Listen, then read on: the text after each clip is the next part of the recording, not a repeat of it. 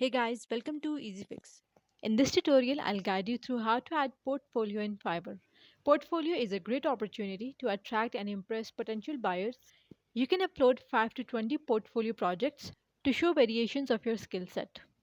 Now what you have to do is click on profile icon, which is in the top right corner. From the drop down, click on profile, and once you are here, scroll down. On the left side of your screen, you can see this option of My Portfolio. So click on Add Project and a screen like this will appear. Here you have to add your project title.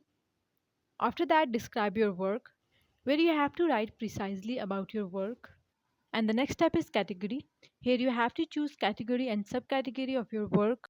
And in the final step, you have to upload your sample work. For that, you can see here this browse option. Click on it and select the sample file. Then click on open.